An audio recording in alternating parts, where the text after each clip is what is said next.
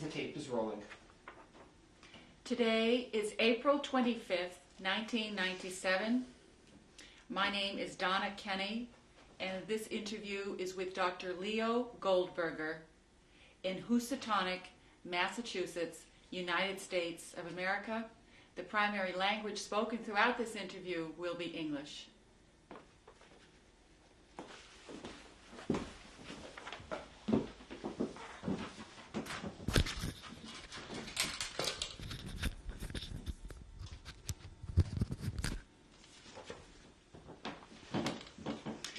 Good morning. Hi. Will you please state for us your full name and spell it? Okay. Leo Goldberger, Goldberger. And was that your name at birth? Yes, it was. Do you have any other names? Not currently, but I had, when I was a child, I was on my birth certificate, my name was Lavoslav, Lavoslav. And do you have any nicknames? I had a nickname for a while, Slavko, which was a name that I abandoned. And your date of birth, please? June 28, 1930. And your age? Would be 67. And the city and country you were born in? I was born in a small city called Vukovar, Vukovar, in what was then Yugoslavia, the Serbian part. Thank you. How long did you live in Yugoslavia? I believe we lived there for about 2 years. Do you remember the address? No. My dad was the cantor in the synagogue of Vukovar, and I believe we probably had an official residence that was part of the Jewish community. Do you recall the name of your father's synagogue? No. Why did you leave Yugoslavia after 2 years? I think it was simply a career move. My dad got a better position in a large town, city in Czechoslovakia. And the name of that town in Czechoslovakia? The name of the town was Opava in Czech and Troppau, Troppau, in German. Do you remember the address of your family in Czechoslovakia? No, I don't. When you were born in Yugoslavia, where were you born? At home or in a hospital? I believe that I was born at home, which was, I think, the custom with a midwife present. Was there a large Jewish community in Yugoslavia? Yes, quite large. It was part of the Austro-Hungarian Empire, and Vukovar, which was a beautiful city on the Danube, not too far from the Hungarian border, and about 20 kilometers from the largest city of Novi Sad. I think it had a substantial Jewish community, but probably only one community synagogue. But I don't know how many people were there, in the Jewish community. And in Czechoslovakia, were you and your family part of a larger Jewish community? Yes, certainly. Troppau, or Opava, was quite a significant town in the Czech part, in the Silesian mountain part of Czechoslovakia. I think that it was quite large, and they had, as far as I know, 3 synagogues. And they had Jewish schools, and it was a very important Jewish center in Czechoslovakia. Do you recall the name of the synagogue your father was affiliated with there? I think it probably was. If there were 3 and one was Orthodox, it probably was the Orthodox. But I have pictures of it, but I don't know the name. Will you tell me, please, your father's name? His name was Eugene Goldberger. And your mother's name? Helen born Berkowitz. Could you spell that, please? Berkovits. And where were your parents from originally? My mother originally came from Debrecen in Hungary. And my father came from the vicinity of Bratislava, which at that time also was called Pressburg, which is in Slovakia. And did you have any siblings? 3 brothers. And their names, please? The oldest is Milan, born Emmanuel. Then I come next, and then the third is Gustav, and the fourth is Eric. That's it. Thank you. When did your family leave Czechoslovakia? We left, as far as I know, around the end of 1934. So I was about 4. And we left partly because of a concern that my father already had about the Nazis. We were part of what was called Sudeten Deutschland, that part of Czechoslovakia, which had a lot of Germans living there. And there was the desire for Germany to incorporate it into larger Germany. So there was a lot of Nazi activity already at that point in 34, and there were members of the brown-shirted SA visible on the street, and my father was getting quite concerned. Looking back, it seemed very early, but he was sufficiently concerned to look around for another position in another country. And he found various positions and applied for one that took him to Copenhagen, Denmark, in 1934. Your father's reading of the political situation, is that something that your parents told you about later when you were growing up? Yes. I was not aware of that because I was just 4. I was in kindergarten, as I recall, with my older brother, and where my father was also the Hebrew teacher. But I had no inkling of why we were leaving. Do you have any memories of Czechoslovakia? Just possibly from the pictures. I have a memory of the last day. That is the moving van. And somehow in my memory, the stuff that was in the moving van was attached to the train. Or it was transferred to probably a car that would accept these big boxes. I remember there was a stopover in Hamburg. And that's about it. I also have a vague memory of putting pieces of sugar on the windowsill in order to have the stork bring a sister. So I had a desire to have a little sister.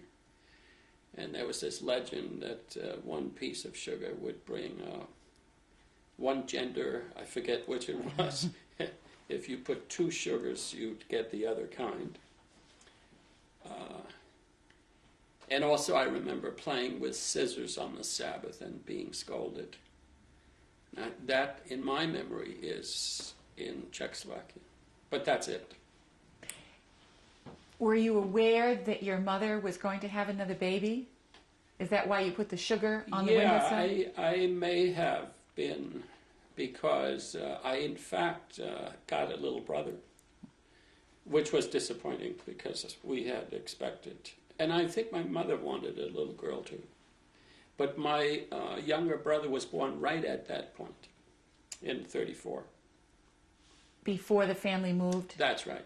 That's right. And will you explain why you were scolded for playing with scissors on the Sabbath? Well, we were very orthodox, and it simply is forbidden to handle certain things on the Sabbath, like money and scissors, because scissors is an instrument used in working, and you're not allowed to work on the day of rest, the Sabbath. So it was designated as taboo, or the Hebrew word muktzah. And I was simply told it's muktzah. And I would ask, since I was always very curious about things, I'd say, what is that? And legend has it that my mother said, well, it means you can't touch it. And so we went round in a circle. And I had this bright smile on my face. And I said, okay, as far as I'm concerned, it's Monday. And that's how I think became a theme of my life. I tried to construct a better way of looking at things. Anyway, that's what I recall as being the first instance of my own removal from religious practice. So it goes pretty far back. Were you the oldest in the family? No, my brother Milan was about 20 months older. Do you remember the family address in Copenhagen? Yes, that I do. The first address was on a square called Kultorvet, which was right near the synagogue. Could you spell that, please? Yeah, Kultorvet. Do you remember the number? No, not right off the bat. It probably was 11, but I'm not sure. Second address was H.C. Anderson Street, H.C. Andersens Gade, number 12. And the third address, it was a little further away from the synagogue. It was on the lakes. It was a very lovely area. And it was where I was when the Germans invaded Denmark. And the king happened to pass our building every morning on horseback. So it happened to be on his daily route. The third address was back near Kultorvet in a apartment building called Hausergade, Hausergade. It's no longer there. It's turned into a library. The other two places are still there. And that was Hausergade number 13.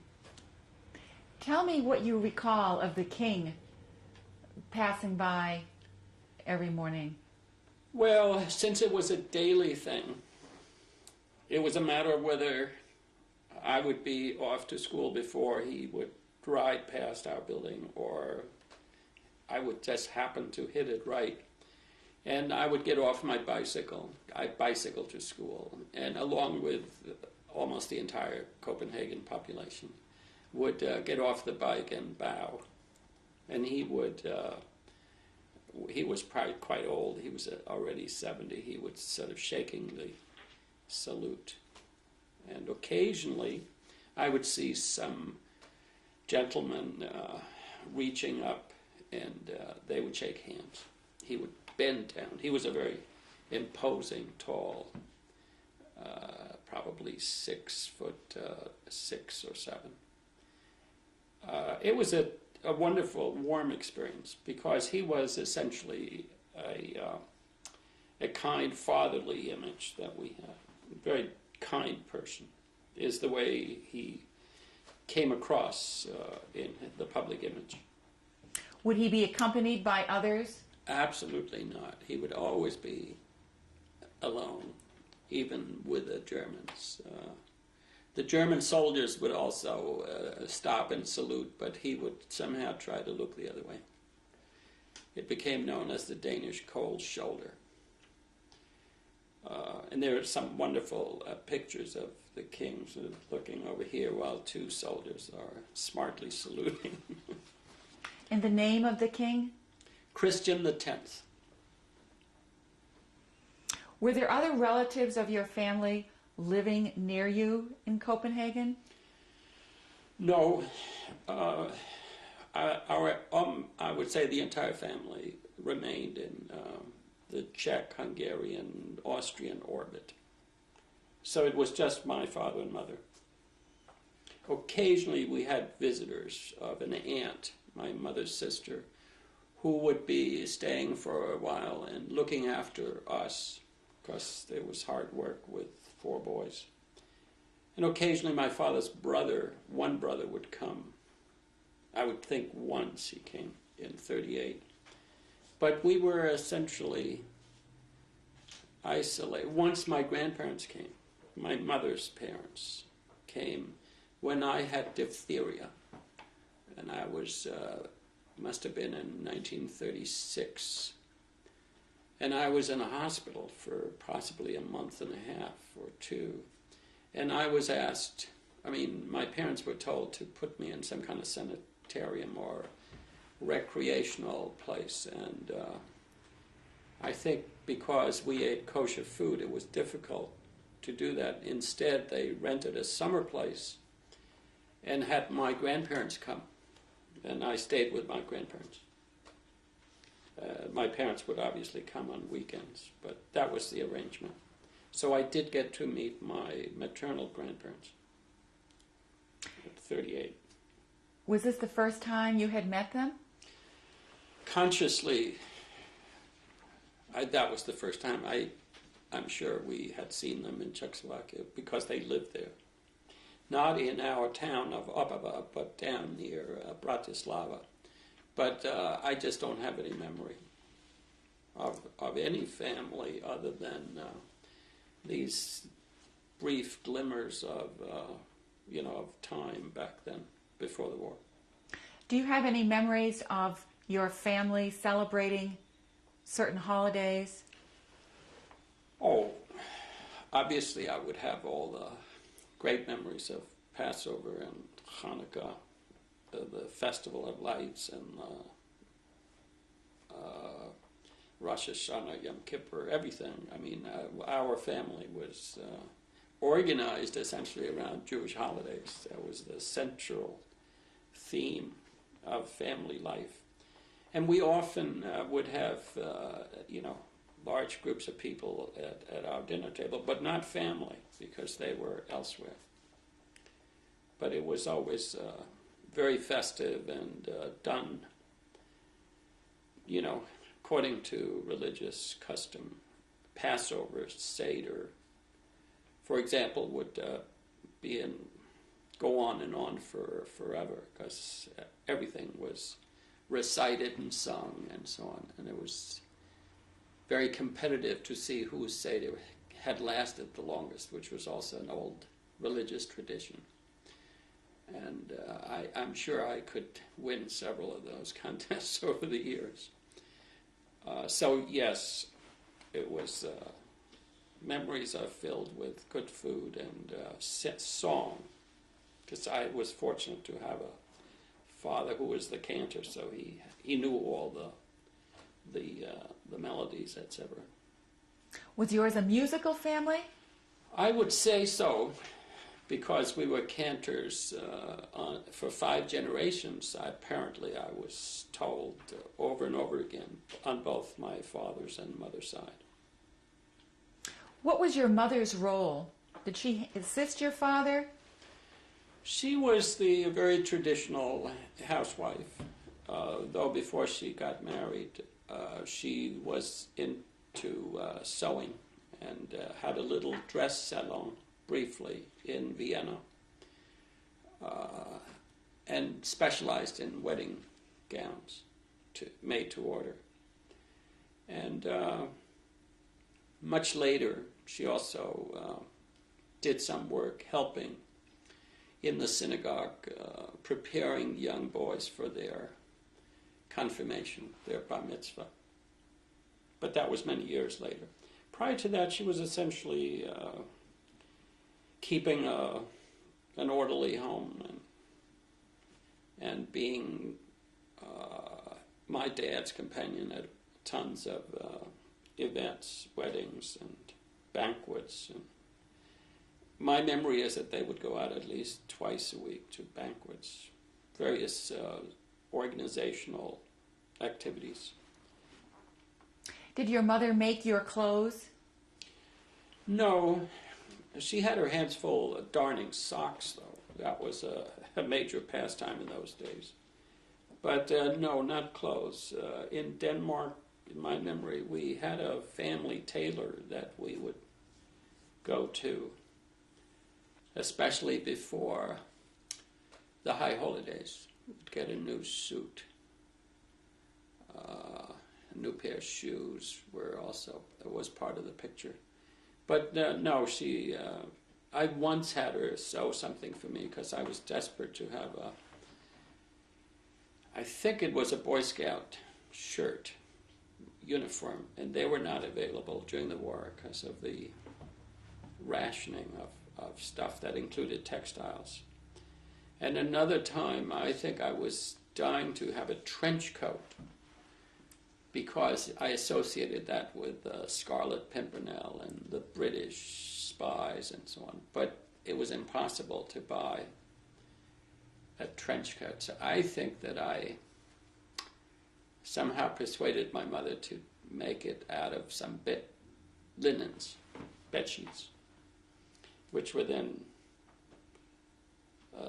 colored beige, so that it looked like a trench coat. But she, with some hesitation, she finally succumbed and did it. And I believe I had it, but it never really worked because it was too soft. Did your mother continue with her role as a seamstress in terms of having a business from her home? She occasionally thought of starting a made-to-order wedding gowns for friends and others in order to help out financially. And in fact, she did a few, but as I recall, somewhere in the 40s,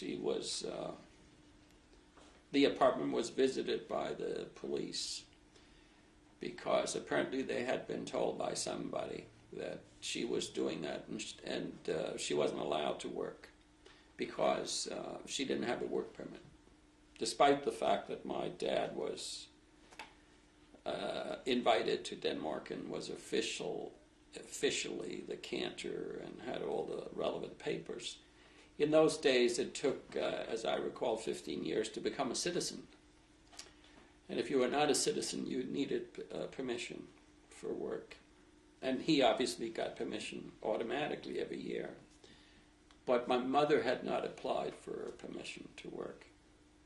We were going to school, me and my brothers, so there wasn't an issue for us. But there might have been, because we would not have been there 15 years had we decided to leave school early. Did your mother have any sense of who or why she would have been reported?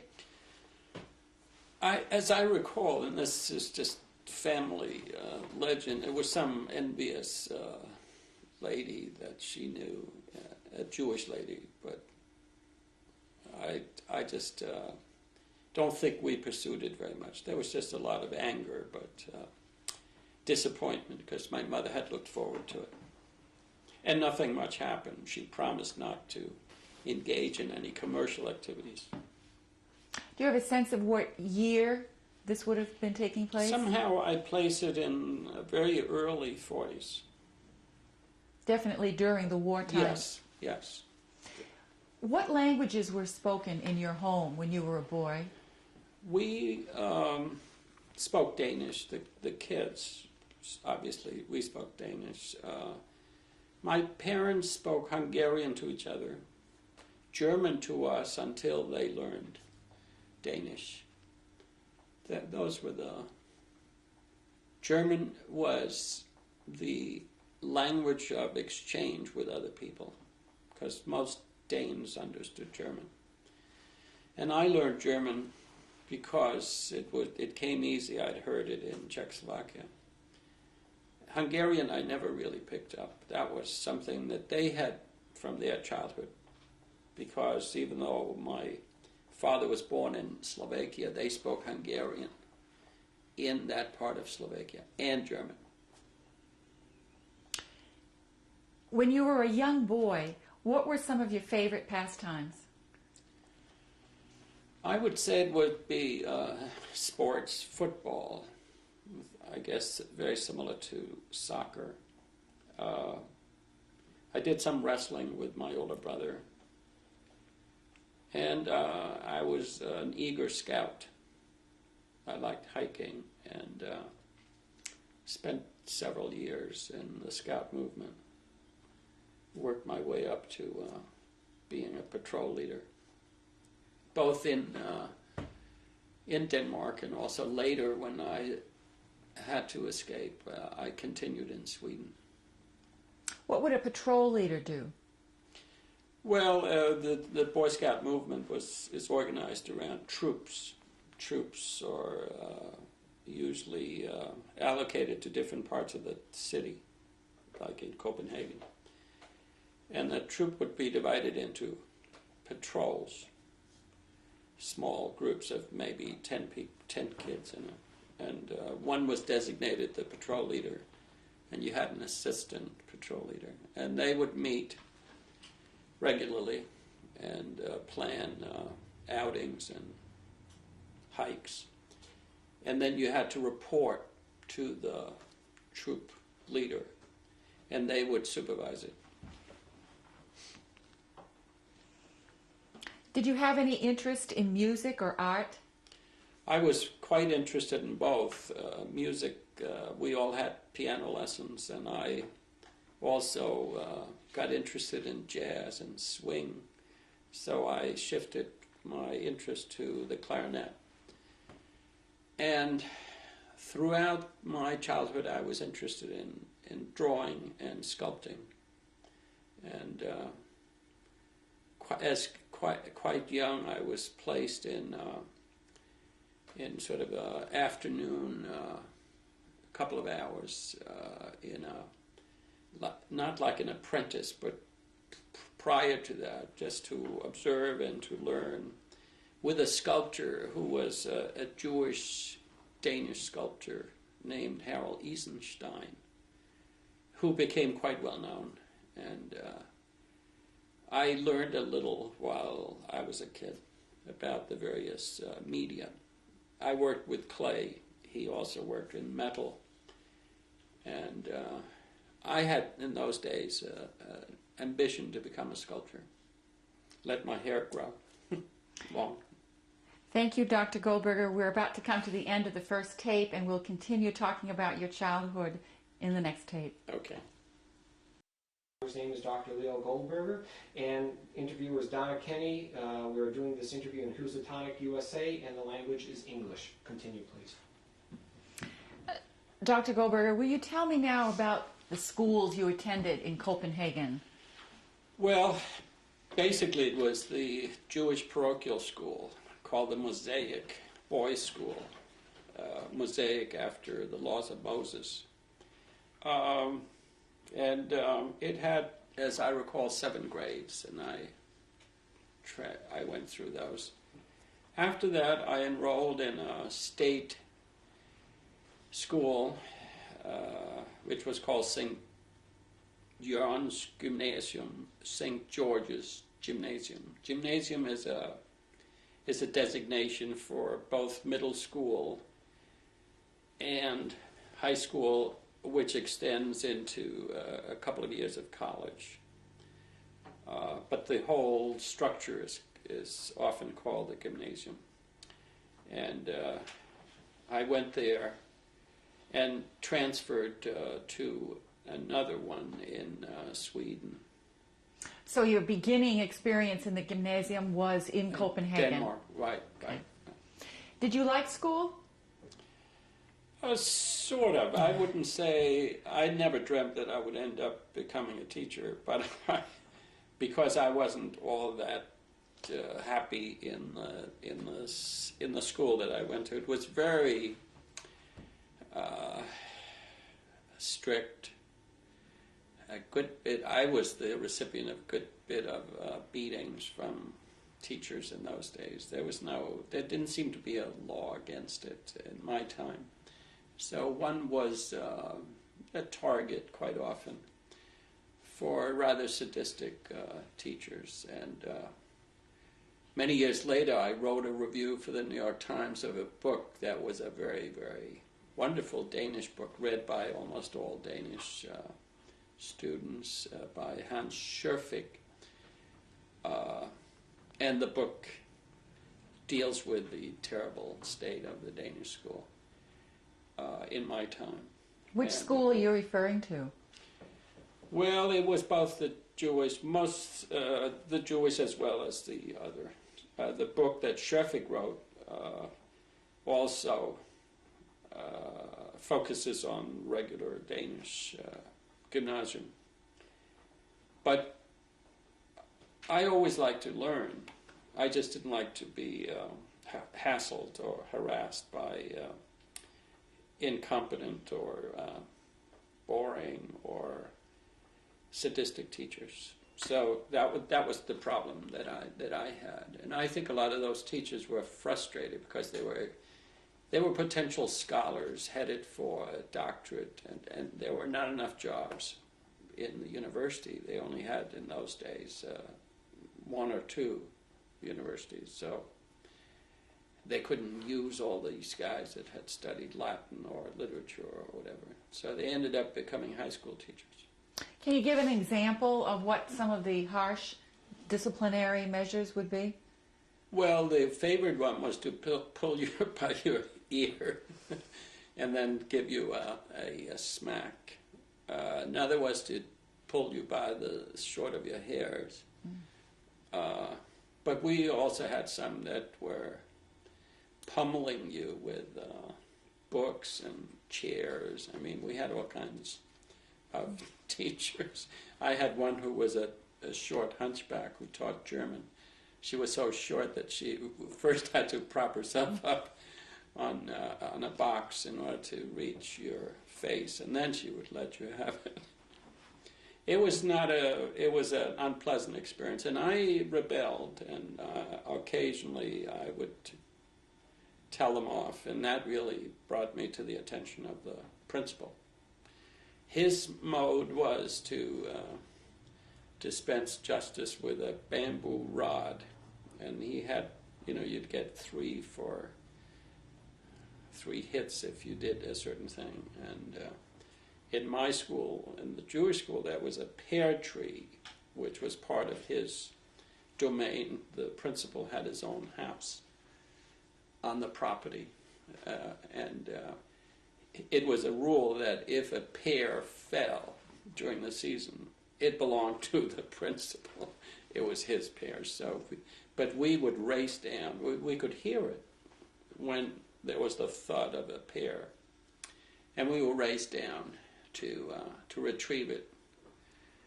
And he would watch it from his principal's window, and he would get you into his office, and then you'd probably get 5 or 6 hits with a bamboo. But looking back, it was probably all fun. But I can't say that I enjoyed school. That would be really an overstatement. Were you a reader? I was a very heavy reader, and I collected books at that time, and records.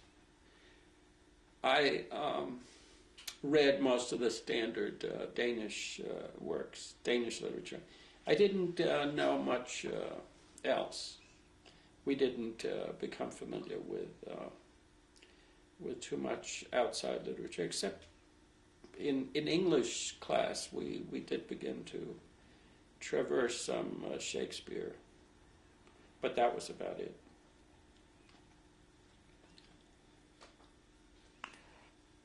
As a boy, did you experience any direct instances of anti-Semitism? A little, but not too much. There was a certain class of Danish kids that we refer to in Danish as bisser, B-I-S-S-E-R, which meant rowdies or hooligans. They often were in the messenger business. In other words, they would be delivery boys, I think that was sort of a tradition in Denmark, that they belonged to that social class.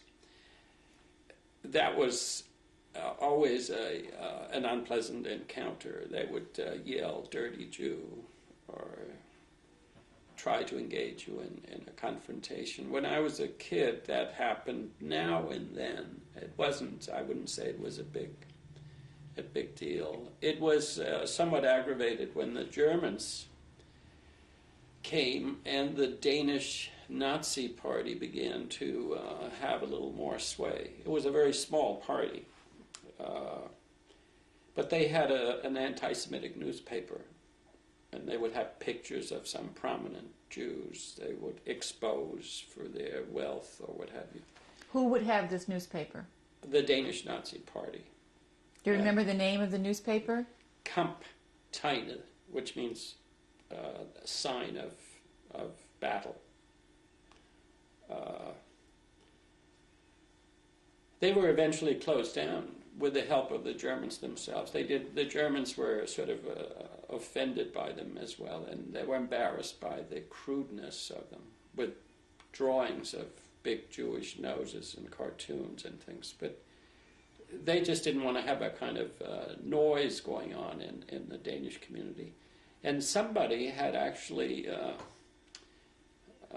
taken them to court for, I forget what the legal term is, but for having insulted them in print, and it was against the Danish law. And it came to court, and they were not given the right to publish a paper, because that had to go through an official sanction to have a newspaper. Even though we had freedom of speech, there were certain limits. But I can't say that I was that concerned about anti-Semitism. What was your reaction as a boy when those few times you were taunted? Right. Well, in the Jewish school, we were more or less taught by the religious teacher, because in the Jewish school, most of our teachers were not Jewish. It was a parochial school. We had all the subjects. One of them was Hebrew and Jewish history. And we were more or less told to respond by lifting our heads and our shoulders and say, "I'm proud to be a Jew." I could never get myself to do that, because at the moment of anger, my natural response was to pay back in kind. And it just sort of came out dirty Christian, which would enrage the, I assume, the Christian kid. Like this was unheard of. A victim is supposed to be a victim and take it, or fight, I guess, and then get beaten up if you weren't more powerful. But I was encouraged by my father and others not to behave that way, just to let it pass. But there was something within me that always wanted to fight back, not necessarily physically, but maybe verbally. Verbal fencing was a very important Danish adjustment technique, especially with humor. Of course, in moments like that, it's hard to be funny, but I'm thinking here of Victor Borge, who is one of our great Danish-Jewish examples of a humorist. But there was a general cultural theme, which I think has to do with a small country with lots of people in it. The density is phenomenal in places like Denmark and Holland, to develop a way of getting along well. And instead of always fighting, you develop wit. And the Danish wit is, I think, quite phenomenal. It's very similar to repartee. So you have to be very quick and throw it's like you throw a boomerang and it just comes right back. But it has to have a bite. And a lot of people can't do it, which is obviously sad. And they end up, I think, quite depressed because they have no outlet. But that's me as a psychologist speaking. Did your family engage in that sort of repartee and wit? No, I don't know. My father tended to be quite slow in that regard. He was wounded. He really never got into that Danish repartee, and I think he was often quite hurt and suffered. I was very aware of that. Did you see instances where you think he was offended? Well, I think he had all kinds of feelings of being offended by a particular colleague, but in general by a certain segment of the his people, the people that he dealt with in the synagogue or in the community, and it was something that I heard at home. He would tell my mother, and my mother would, by and large, sort of buck him up and tell him, well, he's a jerk or whatever. Try to make him respond differently. But I think he really suffered a lot in that regard. And possibly it might have spurred me on not to respond that way, but to be more a fighter. I think of it as a survival technique. Can you talk a bit about your early instances of becoming aware of the rising Nazism? I can't really say that I was too aware by the time the Holocaust hit Denmark, which was in 1940, when the Germans invaded Denmark suddenly without any provocation and without any advance warning, obviously, on April the 9th, 1940. It was just a dim awareness that things were terrible, all around us. But for some reason, we had this idea that we were going to be spared. Denmark was neutral. It had even signed an anti-aggression pact with Germany. And Sweden was neutral. Norway was neutral. Let them, the big boys, do their thing, which was Germany and big countries, Russia, Great Britain. But America wasn't involved yet. So I thought we heard about it, but personally as a 10-year-old, I can't say that it made that much of an impression. I was too busy with homework and with awful teachers. I had my own battles to fight. But there was a sense that nothing would happen to us. Possibly the only personal awareness I had was that I saw my parents worrying about their relatives, uncles, aunts, and we began to get fewer and fewer letters because they had a healthy correspondence with their family, but it stopped. And we began to get little cards from camps, labor camps, with little cryptic messages, with a good bit of it censored, with blackened out, which just said, don't worry about us, send us food or send us clothes or whatever, but we're fine. There was no direct awareness of what was happening. And what country were the cards and letters coming from? Primarily Czechoslovakia, possibly also Hungary. But, Hungary, the Jews were living fairly late without being before they were sent to Auschwitz. But they would be gathered in various places, collection camps or work camps or ghettos in some countries.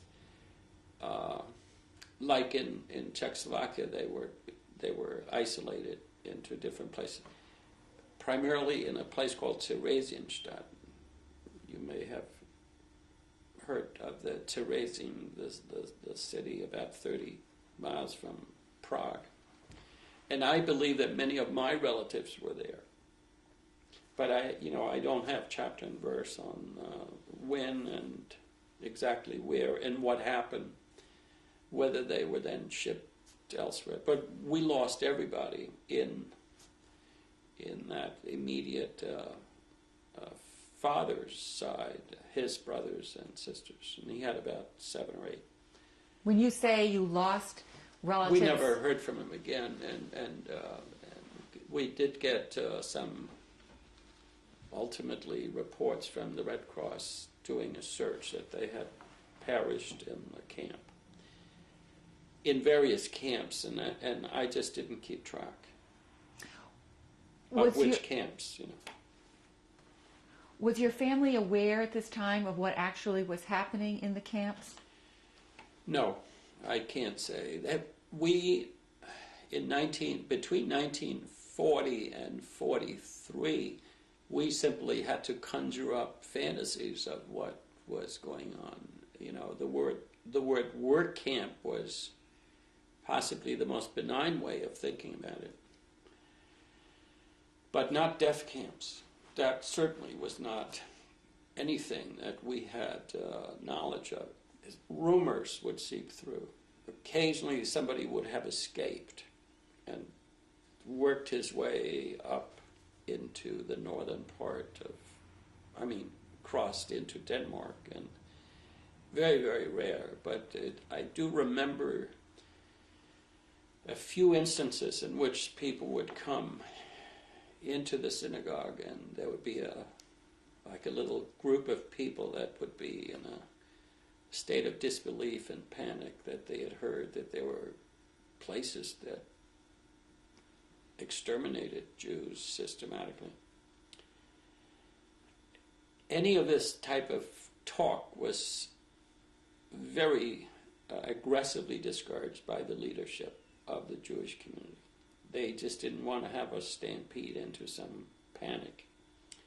So it was almost forbidden to discuss it. And people that came with these stories were told to cut it out. There was tremendous desire to keep calm, to keep a low profile, not to make waves, and to rely entirely on the Danish government, the king, and so on, as the way of surviving this terrible period. But there was also a genuine belief that nothing would happen.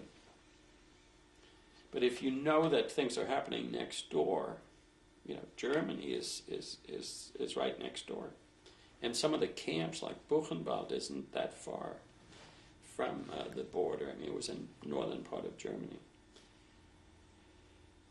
It would obviously cause the possibility of some action on our part.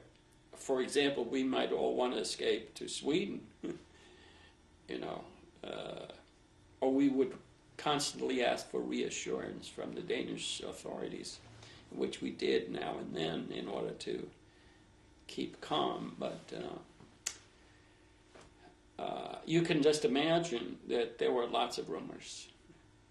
And we lived with this anxiety every day since 1940. Can you recall as a boy being anxious about what was happening? I can't say that I was anxious about what was happening per se. I think what I was anxious about was my parents' constant worry and concern. I was concerned about them, and it certainly affected the quality of our life because they were concerned. And things were also changing very dramatically because of the rationing, the fact that everything was pretty dark and bleak. Windows had to be covered as soon as nightfall came, and life changed. There wasn't this free, wonderful city.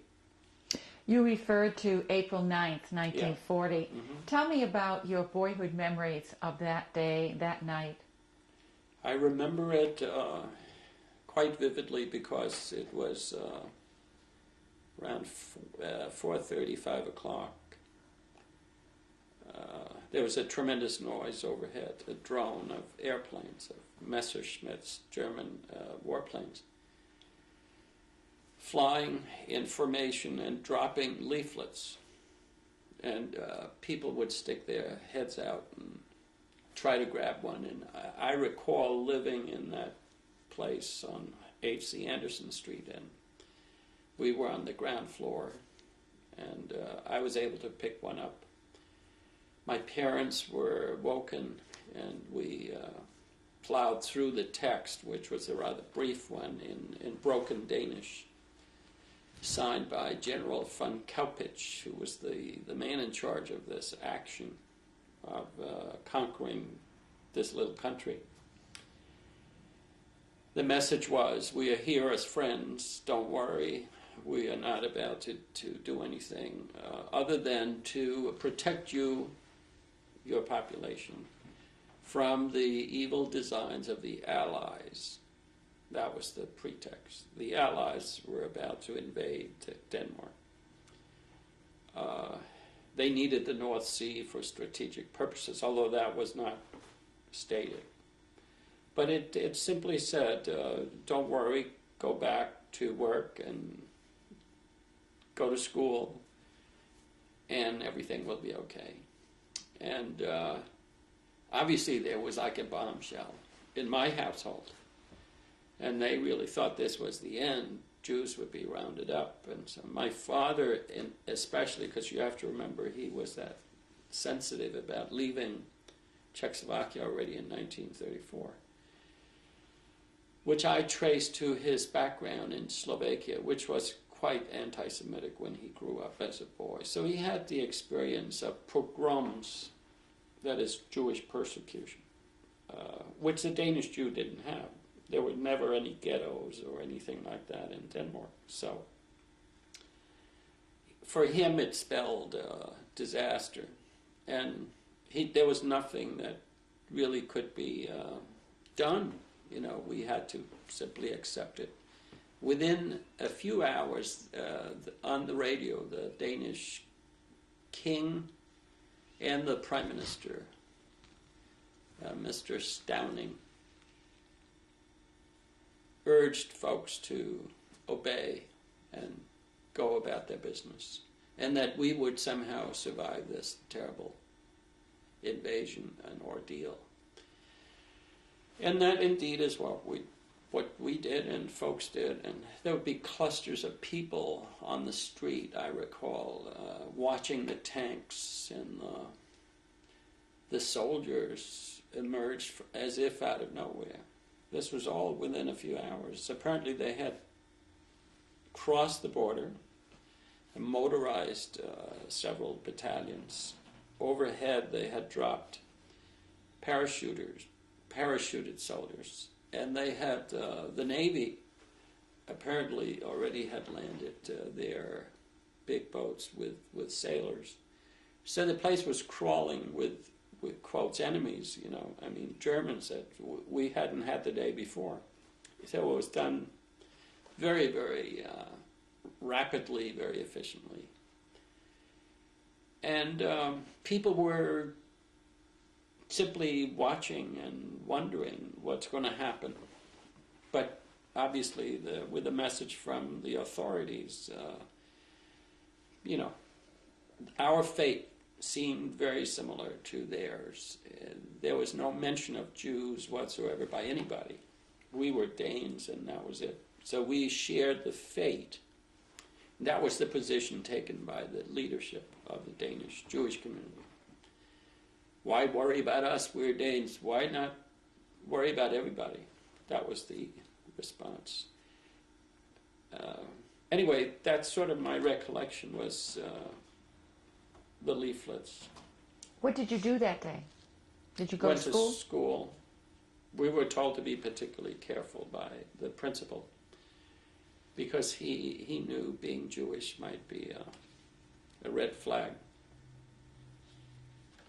And your father, what did he do that day?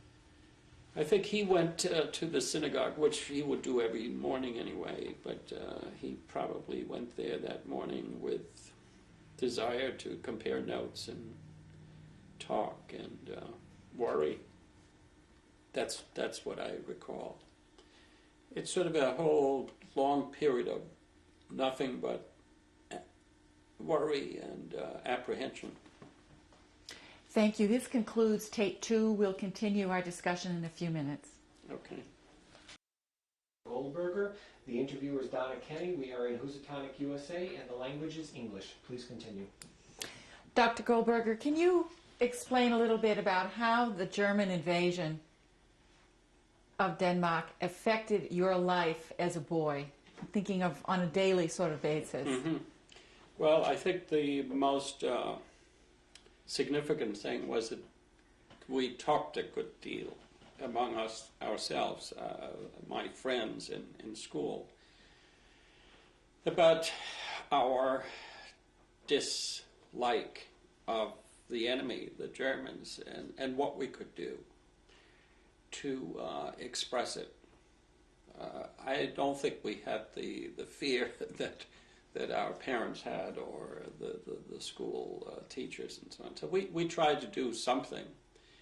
One of the things that one could do is simply to express the side one was on, especially if you're dealing with non-Jewish kids. Obviously, the Jewish kids would all be against the Germans. But one way to express it was by having a little symbol of the Allied colors, like red, white, and blue, pin, and we, the kids of Denmark, developed some ingenious way of expressing it by having a little pin that you could paint with some white paint and put in some ink and some red nail polish in circles, so it looked like the RAF insignia. And that irritated the Germans. I mean, they were very, very annoyed by any expression of opposition or resistance. This was just one small example. The girls would express their sympathy for the Allies by having little knitted caps, also done in these 3 colors in a circular fashion. More adventurous kids would urinate into the gas tank of a German car to screw up the engine, which it seems to do quite effectively. Or they would pour sugar into the gas tank. They would do things more physical. As slightly later, I think beginning around 1942, because this was a temporal thing, which began in 1940 in very, very minor key, but as the Germans remained in place and things weren't getting any better, there were more and more people that wanted to express some active resistance and make a connection with the Allied powers so that they could get guns and ammunition, and there would be drops, secret drops, where I don't mean myself because I was too young, but the Danes would begin to develop small secret enclaves of resistance groups. Kids were used in that by going out to get what was dropped because they would be safer for it to have younger people do it. Kids were also used to distribute illegal leaflets, newspapers. And I think in Denmark, the most profound beginning of the resistance came through newspapers and spreading the word. The illegal press were often done by kids, students, young people, 17, 18. They would man both typing the stuff out. They would monitor radio news from BBC particularly. which was not allowed. So you'd have to find some very quiet place with making sure nobody would overhear your monitoring. And then you'd have to copy the news, all kinds of news that we didn't know about unless we read it in the illegal paper, because everything was censored. The Danish press was censored. So kids became very, very important in distributing papers. You'd have kids with a bunch of illegal papers inside their school bags, and they would dump them in buildings in the lobby and so on. Were you aware at the time of classmates or friends or older brothers doing this? I had a couple that were doing that. Again, I myself never had the good fortune of being drawn into it directly. I wanted to, but also these things were secret. So I did know of a couple, but I wasn't invited to join. I was probably considered too young. I was at that time 12, 13. Were these Danish Jews or No. Danish Jews and Christians? Some Jews, the people that I knew were Danish Jews that were involved. And then gradually graduated into more important things, including sabotage. And by that I mean Molotov cocktails and bombs, and throwing bombs into or placing them into vital factories where they were working for the German industry, blowing up railroad tracks and so on. That was where the Danish resistance got involved. There were a few Jews, not many, into that, because it was always considered too risky for a Jew to get involved in that. And it also was absolutely discouraged by the leadership. I recall some German Jewish refugee kids and Czech kids who were working with, they were agricultural students planning to go to Israel. They didn't have the allegiance to the Danish Jewish community. They were Jews, and we had obviously supported them, etc. But they wanted just to get the hell out of there because they weren't interested in Denmark as such. They were Zionists going to Israel. So they, at one juncture, they figured out a way of escaping to Sweden. I think they somehow got hold of a rowboat, and they did a huge trip from way off the beaten track. And from one of the Danish islands of Bornholm, they would go to southern Sweden. They were caught and returned. And the Danish Jewish community was so outraged that they had done it because they were told they had endangered the entire Jewish community. After that, they tried other things. One of the things that I find absolutely incredible, and it's an absolutely true story. There was one guy that strapped himself under a train that went all the way to Constantinople through Germany.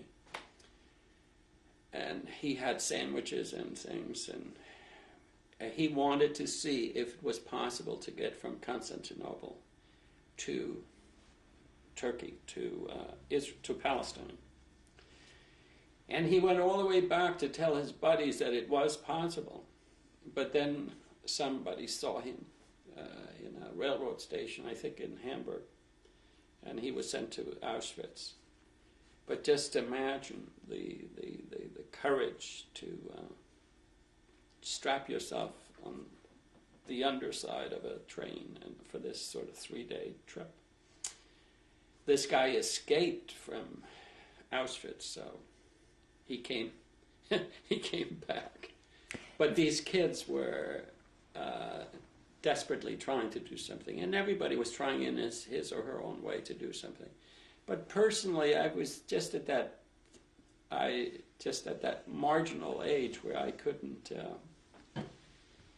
I couldn't even be allowed to be out after 8 o'clock or whatever. I mean, my parents were pretty strict about the whereabouts of their kids. So. Did you see soldiers every day? Yes. In fact, some were quartered in our apartment building. So we would see them in the building, And my father, being a very distinguished-looking guy with his little Van Dyke, they would say hello. And we had a service, a Jewish holiday called Sukkot. And my father always built a little house in the courtyard to celebrate that festival. And one day, a couple of Germans came, knocked on the door, and they said they had never seen this sort of thing. Would he mind showing them what it was all about? And he invited them in, and they had a glass of wine or whatever. Soldiers and sometimes officers, ordinary draftee. It was an important lesson to me. I never developed antipathy towards the ordinary German, certainly not, but not even for a German soldier as such. When I got acquainted with the distinction in the services, my hatred and fear was directed against the SS and the Gestapo especially. Gestapo were often in just ordinary clothes with their fedora and their usually a very menacing black raincoat, sort of a stiff kind of material. They were the ones that would be the hated target. And we didn't have too many of those. In 1943, just before the roundup of the Jews was supposed to take place, there might have been about 100. The other hated group were the Danish Nazis who had joined the SS, and they were worse in many cases certainly than an ordinary German soldier. I recall German soldiers would occasionally engage. My friend and I would often hang out together at a Jewish friend, and we would occasionally run into a German that wanted to show us pictures of his wife and children, and talk about how he was lonesome and missed his family, hoped the war would end, So this ability to distinguish between one type of German from another became sort of part of my experience, and I used it later when I was invited to give talks in Germany. I didn't have that total hatred and antipathy as that many who have never had the experience. Were there any other people living in your apartment with your family? There was during the war. At the beginning of the war, I recall a couple of men, both rabbis, who had some relationship to my family, and they would have a room in our house. One ended up staying for a couple of years. He was also a Berkowitz, and he ended up somehow getting to the United States, and I can't say exactly how he was able to get a visa. Can you recall the name of the other rabbi? The other was named Breuer, Breuer. And I think that he ended up becoming a rabbi in England. Did your family have any maids or household help? We always had a live-in up until near the end. That is, by the end I mean 1942, 43. When we moved to the third apartment, we discovered that we had this one maid, Danish girl, who my father found a pair of German soldiers' boots outside her room, and that bothered him, and she was let go. After that, I think they decided not to have a live-in person. So we had somebody that would come in the afternoons. A woman, Mrs. Karen Rasmussen, who eventually took over our apartment and remained in our apartment during time we were escaped to Sweden. Would you please tell us about the escape to Sweden? What I'd like to do is to first tell you that just before the escape, in August 29th, 1943, I experienced what I consider the worst thing, which was a month or so before the actual roundup, and that is when we heard the tremendous loud knocking on the door, and my room happened to be right next to the front door, and it sounded like the butts of rifles. My father tiptoed into my room, which I shared with my older brother. My recollection is that we were the only 3 people in the apartment. My mother was still in the country. This is August 29th. We had rented a summer place near Elsinore. And my father, he just said, we're not going to open. He's not going to open. If necessary, he was going to hide under the bed or in the closet. And I remember being absolutely frightened by his behavior, which was so silly, hiding under the bed or something. I thought that if they were the SS, they would break down the door.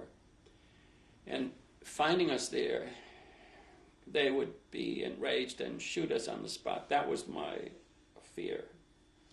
So I tried to plead with him, but there was nothing. He was determined not to open the door.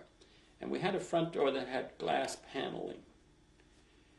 And it was just a matter of time. But then some guy upstairs, our neighbor, just yelled down. This is about 3:34, which is the favorite time of the Germans to do things in the middle of the night, so as not to upset the community.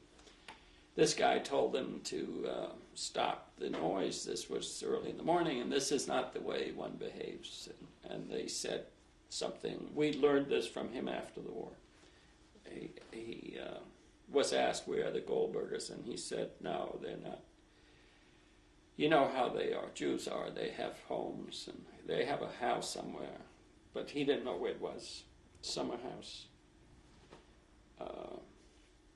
So they left. We lived on the 3rd floor. The guy was on the 4th floor. It was a 4-story building. And looking through the curtains, you could see they were downstairs in their big prairie truck. And they were just there, posted. So my father decided to, after what seemed like a long time, but he was like totally distraught, didn't know what to do. He decided to have us all go down into the basement. We had a kitchen stairway that was also the access for the maid's room. In the basement, in those days, we all had bomb shelters, which had blankets and water and some essential provision. So that was his plan, to go down there, because you could get down there without being seen from the street.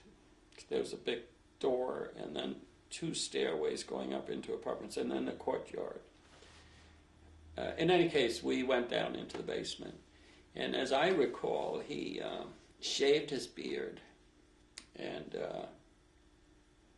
which for me was a very emotional moment. I had never seen him without his beard. He sent my brother, my older brother, and I'm not sure here, but in my memory I was with him, but I'm not 100% sure, but he sent him or us out to see what was happening. This was in the morning, about 8, to see what had happened in the whole city, whether the trains were running. And we lived near underground, like a subway thing, and apparently everything was pretty normal. So we reported that, and few hours later, we somehow got on another street through the courtyard, which had another exit, and walked to the subway. And my dad, with the newspaper covered over his face, we ended up in the country where my mother was. And he never actually went to see her there because he was afraid that the Germans would be there. So he hid with some friends. And he went hiding every day for the next couple of weeks. We also were hiding with some Jewish friends. The thing that was important in our strategy was we weren't easily locatable because we weren't where we were supposed to be. It didn't have anything to do with Jewish or not Jewish. It turns out that night, the 29th of August, the government had collapsed. The king was under house arrest. All bets were off for protecting anybody at that point, and they had taken 100 hostages, including about a dozen Jews that were either very prominent, like the king's physician. He was arrested. Of course, the king wouldn't hear of that, and he got him out because he needed his physician. But it included a great actor who was Jewish, playwrights, and the rabbi, and the cantor, because they were part of the hierarchy. And the rabbi opened the door the same night, and he ended up in the camp and ended up in Theresienstadt. My dad didn't open the door, and in fact, after being sort of on the run for 2 weeks, people apparently went on life again as if nothing had happened. Then comes September, the end of September, my dad is back in the apartment, preparing for the Jewish high holidays. And where were you? We were with him because we had to go to school. You know, school began early September. Where had you been hiding? We were in this place near Elsinore where we had rented a house, and we were hiding with some Jewish friends that had a large house in the same village. Do you remember their Homestead. names? Altschuler. I got it. Altschuler. Haven't thought of them in a long time. We were just spending all the time in the house. One memory I have is that we listened to Gershwin. He had a record of Gershwin's, one of the, not from Porgy and Bess, but something. And even today, when I hear it, I can't listen to it. I flip it off. It's funny, it's all contained in that one song. I mean, that one piece of music. You don't recall the name of the piece? It's probably the most famous piano. Rhapsody in Blue? Rhapsody in Blue, yeah. Can't stand it. Anyway, we're back in the city, and then September the 29th, a month after,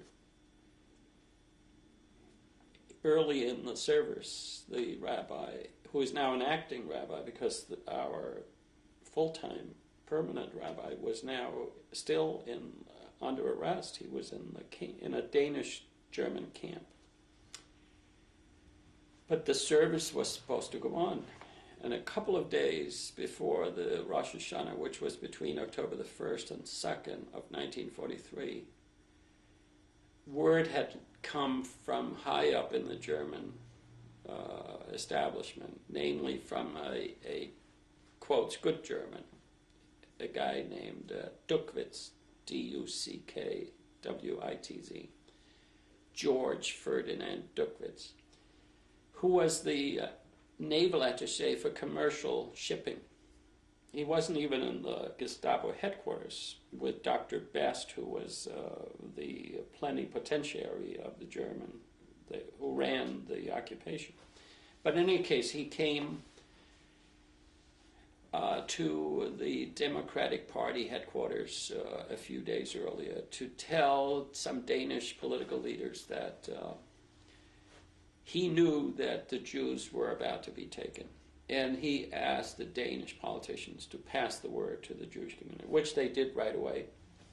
the president of our community, Mr. Henricus, who was a lawyer in the Supreme Court, he just told them they were lying. That was his famous response. You're lying. This is not possible. So, but they pleaded with him to listen.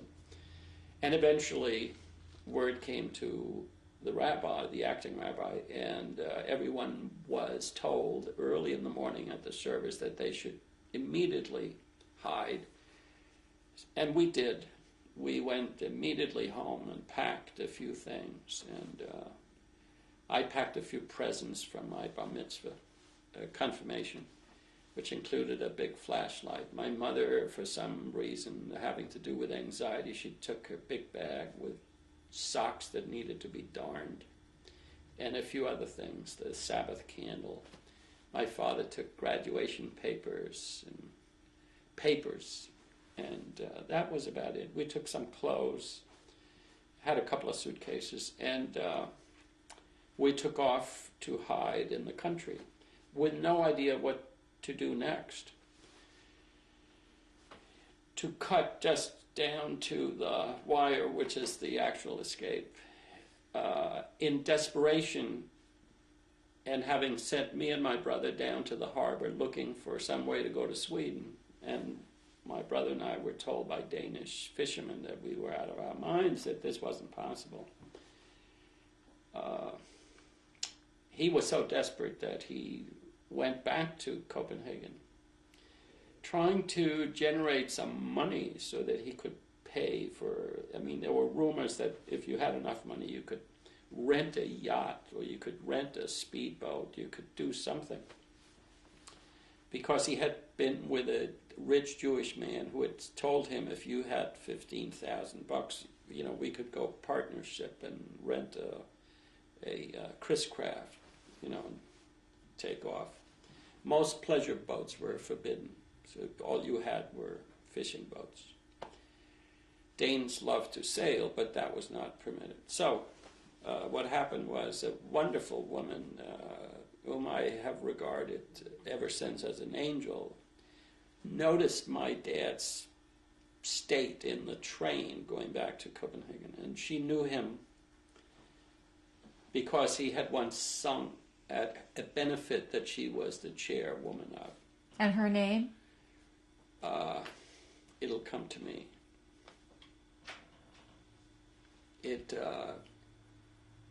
I just don't remember, but I have written about her as this wonderful lady. But she said, don't worry, I'll take care of everything. She didn't know what was happening. Because the fact that there was this rumor that Jews were, people would dismiss those rumors. But he impressed on her that at least he was serious, and that everybody who was Jewish was serious about trying to get away.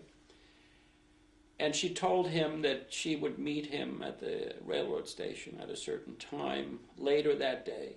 And in fact, she came and she gave him a piece of paper with the name of a Lutheran minister whose name was Henry Rasmussen. At this point, I'd like to end the tape, and we'll continue with your narrative in a few minutes. Goldberger, the interviewer is Donna Kenny, the city and state is Housatonic, USA, and the language is English. Continue, please. Dr. Goldberger, would you continue with the narrative of your family's escape? Yes, I did want to simply insert the name of this wonderful woman whose name was Fanny Arnskov, Arnskov. She was the president of the Women's League for Peace, which was a group that had formed back in the late 30s to try to help political refugees and to collect money for people that by that time already started to come across the Danish border to seek refuge from Germany. They were often not Jewish, but politically victimized folks. So he had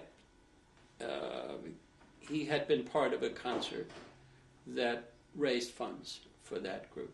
and she remembered his singing. And my dad often would give concerts and participate in programs for such things, as well as regular concerts, etc. So she gave him this information about Pastor Henry Rasmussen, and my dad went to see him.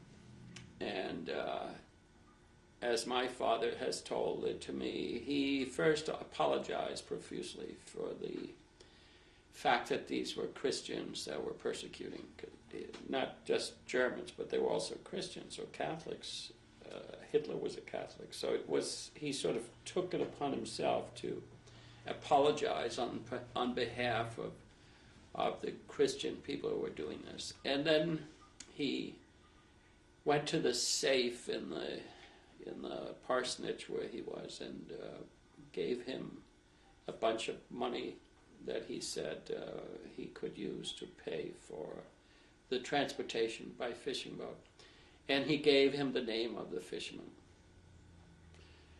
And we were supposed to be at this particular village in Dragoer, Dragoer, near the airport on the island of Amager, Amager. We were supposed to be there on, I think it must have been the next night, Friday, the October the 1st. And in fact, that was the second day of the Jewish New Year. And it was the evening of the Sabbath. Despite our religious orthodoxy, we took a taxi, because under dire conditions, you're allowed to break the law. You're not allowed to drive on the Sabbath. And we went out there, which was about an hour, maybe a little less, from the city. And we came, and I should insert that just before we left the apartment, the phone rang. And my father wanted to pick it up, but my mother said, no, it's already the Sabbath, and we're gone. And this was a very lucky move, because, as it turns out, the fisherman had called to say this was not a good night to go. It was either too dangerous or the weather wasn't right, so we should come the next night. So by the time we got there, and we were greeted by this very surprised man who said, he wasn't surprised because he didn't get hold of us, but he said, I called to tell you you shouldn't come, so go back. Come back tomorrow. My father was absolutely insistent that he would sleep on the floor. He would sleep in the hallway, but he wasn't going to go back. And I think they felt sorry for us. There was my father, mother, and 4 boys, and with our suitcases, etc. So this guy was simply overcome, I guess, with sympathy, and he said, okay. And I think we slept somewhere in his very small apartment.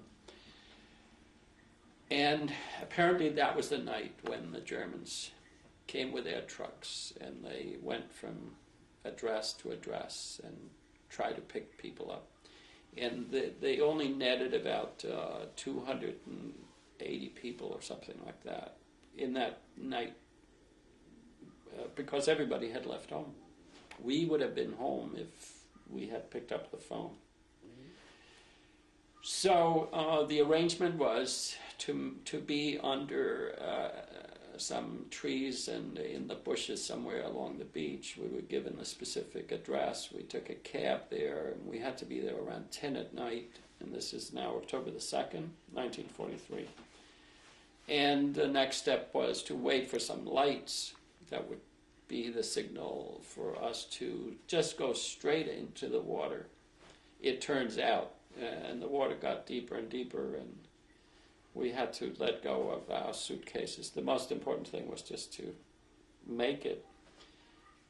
With my little brother being fairly young, There was also the issue of giving him some pills that would knock him out so he wouldn't cry. And we were hauled aboard this cutter, which had about 20 people in it. I mean, with us.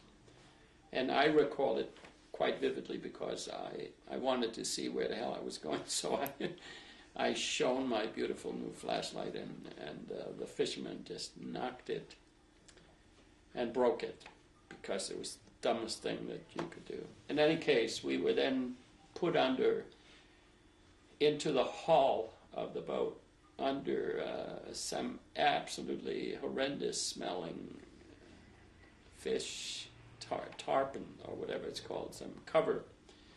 And because in order to get out of this water near the harbor, we had to in all likelihood, pass inspection. So everybody had to be in the bottom of the boat. Germans came aboard and shone their lights, and they looked at the guy's permit that they could fish. So luckily, we were able to pass the checkpoint. And within a few hours, we were in the middle of the, I think about an hour, we were in the middle of the strait, or the sound that separates Denmark from Sweden. And we were briefly, suddenly told, it was quite brief, that the Danish guy wasn't going to go any further because he didn't want to go all the way to Sweden. He was afraid of being interned over there. And also they had spies in Sweden that would write down the number of his boat, and then he might be met by Gestapo when he came back.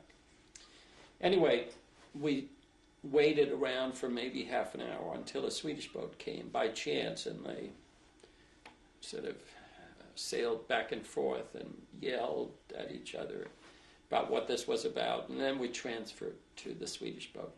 Came to Sweden near Malmö, large town in southern Sweden, and the rest is history because we were saved. And within a few days after getting new clothes and stuff from the Red Cross, we were able to relocate. My father was fortunate to get a job in Sweden as a cantor in Gothenburg. And we lived in Sweden until the war ended, May the 5th, 1945. At this point, could I ask you to clarify just a couple of points? Do you recall the name of the first fisherman whose apartment you stayed in? No. Do you recall the name of the next fisherman? No. I mean, those things were so anonymous that, and that was for the sake of safety. People just never mention. Well, occasionally you'd mention a first name, but it just by chance that I happened to know that it was Pastor Rasmussen. How did you know that? I asked my father many, many years ago, and also he went back trying to repay the debt in 45 when the war was over, and he refused to accept it. And that made a big impression on my father.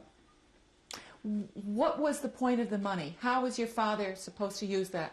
Well, it cost about $500 a person at that time, or slightly more. 500 Danish crowns, I should specify, although it felt like $500. He didn't have that kind of money. So in our case, being 6 people. Who was paid that money? Oh, the fishermen. A lot of people after the war were very upset by the fact that they took money. But their excuse, and I've talked to them, they're lovely people, they were very poor people. They worried, A, they couldn't go fishing because they were busy transporting Jews, and secondly, they were worried about their boats being taken. But mostly, the money,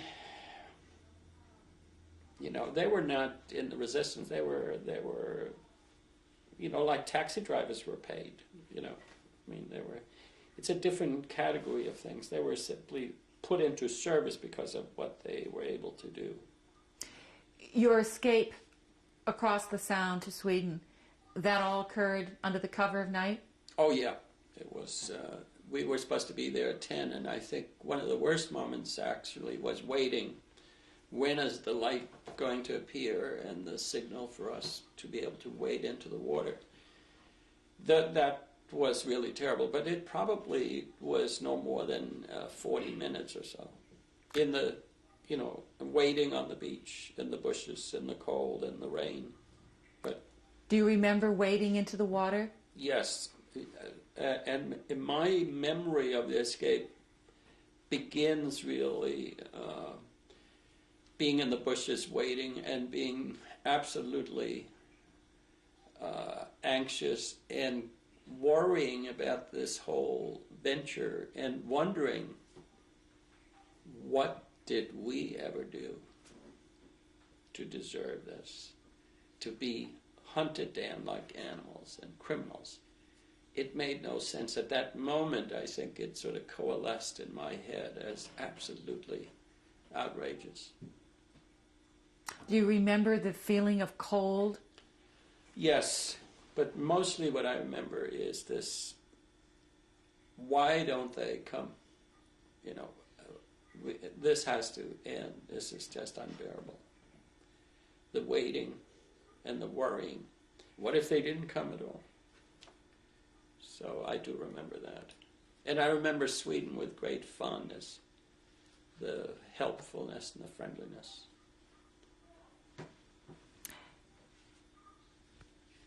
Tell me a little bit about Sweden. Again, the town that you lived in Sweden. It was the second largest city in Sweden, Gothenburg, known because it is nearby, is where they make the wonderful Volvo.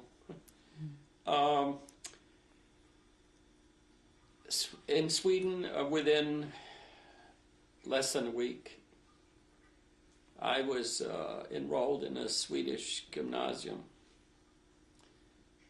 wonderful school, Hvitfeldtska läroverket, as they say in Swedish. It was a sort of a Latin high school, gymnasium. Swedish was a new language for me. I really didn't know it except through Danish, and the structure is so similar that one can, if you go beyond the accent and the phonemic melody, you could understand it. But it was tough that first few months, and it showed in school. It was very hard to respond to the questions of teachers. There were enough of people like me who had escaped, who were the sons and daughters of Danish Jews or sons and daughters of the Danish resistance families, men and women, who also escaped to Sweden because it got too hot for them to remain. So we had a school that was comprised of all the Danish refugees. And I transferred to that school. And its name was? It was called the Danish School a refugee school in Gothenburg. And there was one in Stockholm, and there was one in Lund, which was a southern town. And we somehow miraculously were able to get textbooks shipped illegally from Denmark. So we could, and we could also take our finals using the same exams as they had back home. So you didn't miss a beat in terms of your Danish credentialing and education. Were you able to make friends and made friends quite easily, but we remained really connected with each other. I mean, we were all essentially in the same boat, if I can coin a phrase, and we also befriended some Swedes, especially Swedish Jewish kids. So that was not a problem. It was a very pleasant, but we didn't take advantage too much of making ourselves too comfortable because we wanted to get home. That was our daily preoccupation, and we followed the war. We had war maps with pins in class. We would know every move that the Germans made and where there were successes. how did you receive that information? It was just an unbelievable experience. I think I was on the main drag. We used to go up and down. The boys and the girls would go up and down this King Street, it was called. And various schools, each school had its own color hat. And we would just sort of parade, and in Sweden they were very formal. You'd take your hat off and bow when you met a classmate, especially if it was a girl.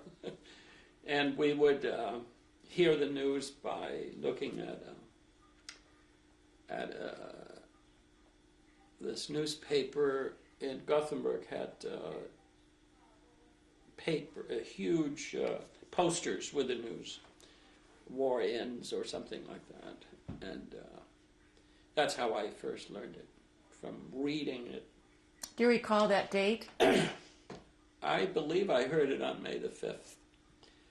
And then we were itching to go back to our own place, and in a staggering arrangement we were allowed to go home. In my case, I still have the little piece of paper I got from the Danish embassy saying you can now go home on June the 5th or whatever it was. It took about a month. And the year? 1945. And we came back. Everything was as it had been when we left. Did anyone care for your apartment? This woman, Karen Rasmussen, was our cleaning lady, and she had, at my father's behest, turned everything into her name, changed it, the lease and the telephone and the name on the door. And we had somehow been able to send her the rental by illegal means. There were always resistance folks going back and forth with illegal stuff. They would buy weapons and bring it back. And they would come from Denmark with mail to the various families and things. There were about 18,000 people that escaped. Only about 7,200 were Jews. The rest were Danes. Were Danish resistance folks. Do you remember any of the resistance members being in your home? Several of my teachers were. One I remember very well. He was the Danish. He was the leader, the Boy Scout master of my Danish refugee troop that I was a member of, where I became the patrol leader. And his name? His name was Holgersen, Holgersen. I haven't thought of him for 50 years, but that was his name, Niels Holgersen. And he suddenly disappeared from sight because he joined the Danish brigade in Sweden. If you were old enough,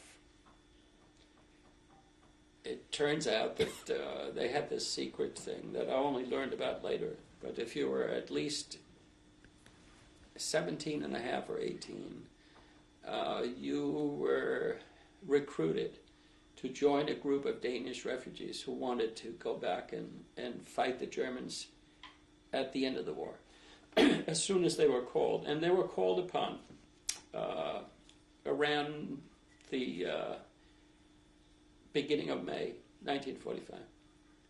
And they went back by boat, 5,000 strong, out of these 18,000. No, not 5,000, 500, because you had to be in that age category. And a couple of my friends who were older than me, they were members, and my Boy Scout leader, Mr. Holgersen. And their job was to round up the Germans. They knew the language, they knew the geography, and they put them into prison camps. And they were armed, and they played that role at the end of the war, helping the Allied soldiers who obviously were lost in our city. And there was a lot of last-minute fighting and shooting, and as people tried to escape from being rounded up, especially the SS and the Gestapo, they were trying to to hide and go to Sweden. So it was a very exciting period of mayhem where people were all over the place trying to figure out what was what. And the Danish brigade helped in sorting things out. There were also Russians and Canadians and British. You mentioned that the flashlight you had received for Yeah. your bar mitzvah was thrown overboard or discarded. No, But officially- it broke. Was there anything else you were able to take with you to Sweden? I took this one thing that must have seemed crazy to my parents, but they let me do it. I had a little statue of a wonderful nude that I had made. It's about this big. And it was also kicked, because it must have been near the flashlight, but I don't quite remember exactly, but it broke in half. The platform of the statue.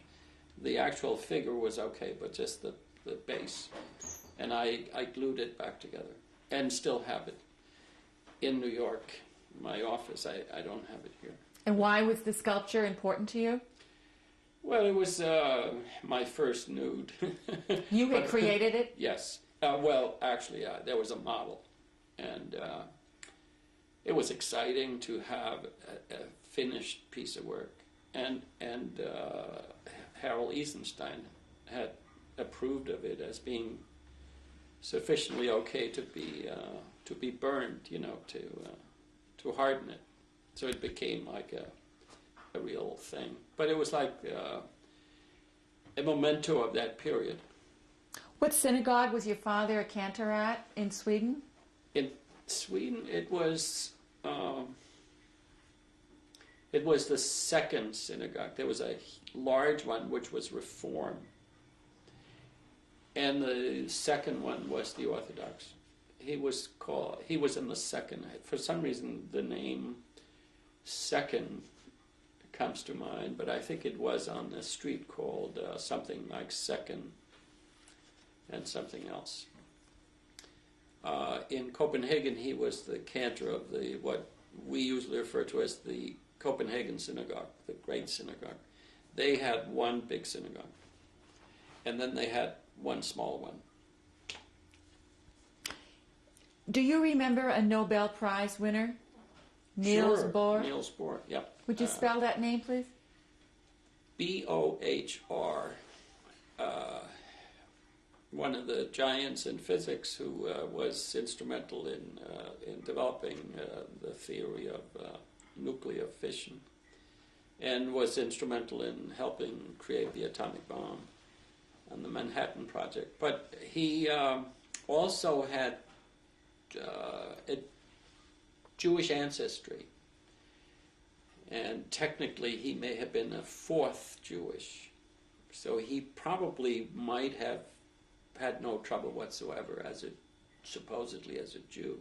But he was carefully monitored in any case by the Germans because of his work, and there were always surveillance of the activities of his lab, because it was pretty well known that what was happening there was of potential tremendous importance to the Allies. One of his early students, Heisenberg, was doing the same thing in Germany. And there was a race of who was going to get the bomb first. So Bohr was very important. And but also the fact that he had the Jewish blood, he was at risk.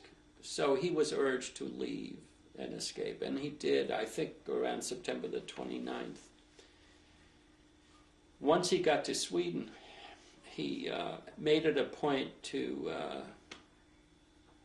tell his saviors were in the British intelligence that he wouldn't leave unless he had assurance that his fellow Jews of Denmark were also allowed to remain in Sweden, because we didn't know that Sweden would accept us.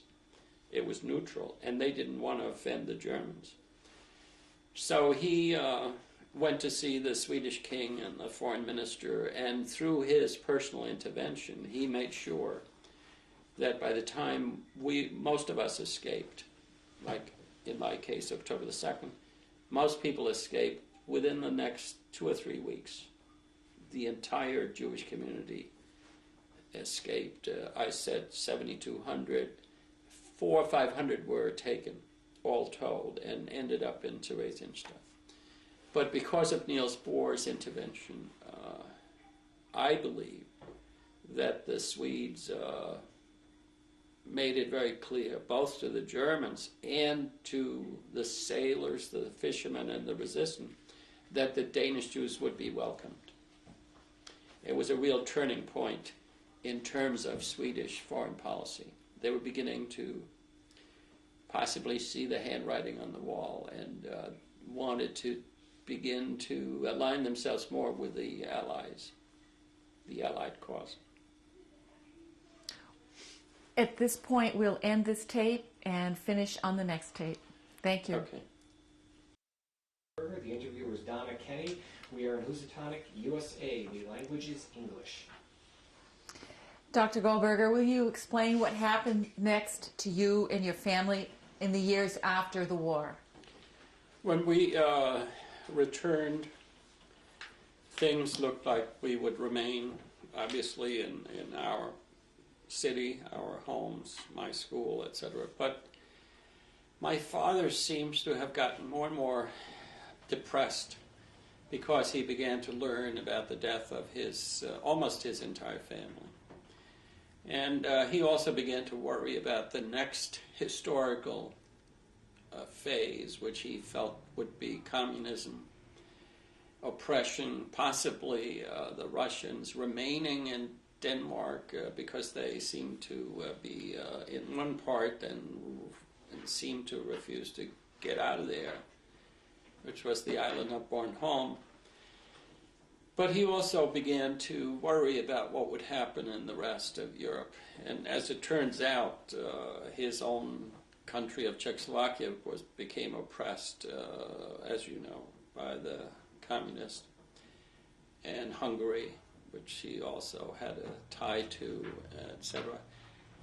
So to make long story short, he decided maybe what he ought to do is to get out of Europe. And he obtained a fellowship to study advances in liturgical music, being a cantor.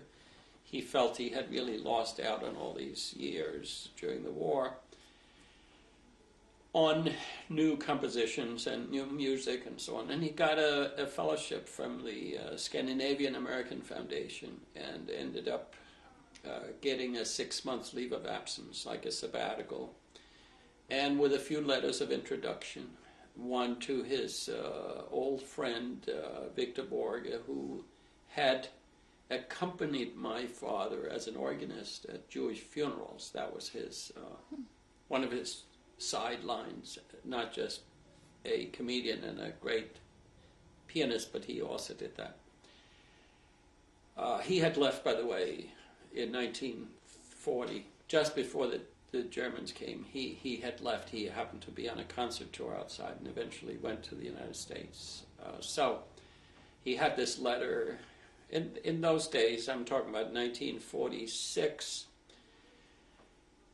travel between the United States and Denmark wasn't all that small a deal. You know, you had to really make careful plans and get a boat and so on.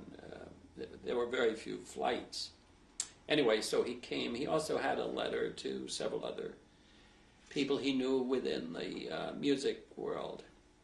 And when he came, he gave a concert at, as I recall, at Town Hall, and he met all kinds of people, and eventually he was offered a position at a very large synagogue in Montreal.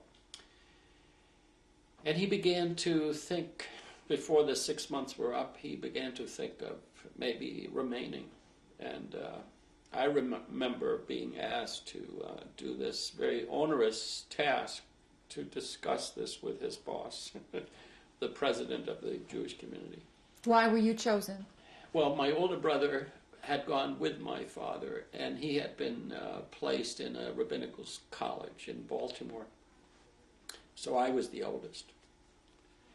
And my mother, I don't think, was the right kind of person. It wasn't something that a woman would do in those days. So, but I remember meeting this very forbidding man, this guy, Mr. Henricus, and he just said, "Listen, if that's what your father wants, and if he thinks it's best for the children, we'll release him from his contract," which was a lifelong contract.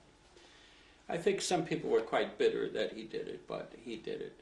And then came another 6 months of trying to get arrangements for a place to stay in Montreal and to get the relevant visa, which was not easy to get in those days. I think we may have been among the first survivors to be allowed into Canada. The United States was also impossible because you had to wait your turn on the quota. So, but they pulled all kinds of strings within the Jewish community that he was to serve in Montreal, so he came. We followed with some strange visa, which was a transit visa, and we were supposedly going to Newfoundland, but apparently we had no intention to go there. But the RCMP, the Royal Canadian Mounties, came while I was already enrolled at McGill University, and I was shipped off to Newfoundland. Why? Because I had overstayed my transit visa. So visas, papers, passports played a major role in those days. Especially, I remember it was a horrendously important piece of bureaucracy. How long were you in Newfoundland? I think I was there for about a month and a half. With whom did you stay? My mother also went, and my two kid brothers. Yeah, because we had arrived from Denmark on the wrong passport. I mean, the wrong visa. I don't think I did much of anything other than we rotated eating dinner in different homes. There were 10 Jewish families, and I think we sampled all of their food. What town in Newfoundland? In the second largest town called Corner Brook. It had a population of 10,000. 9,500 worked for an English company called Bowater, paper company. It was a paper town, mill town, and everybody smelled of fish, or they smelled of pulp and chemicals. But there was nothing to do. I think I would hang around shops that the local Jewish people owned, and I might help out selling, But they were all dry goods stores selling shirts and stuff like that. Came back, finished McGill, worked for the radio, the CBC International Service, Canadian Broadcasting Company, or the equivalent of Voice of America, and broadcast in Danish to Denmark.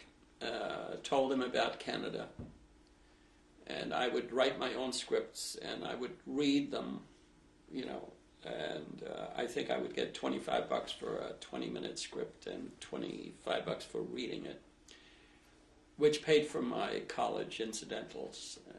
And I worked for the radio for a couple of years.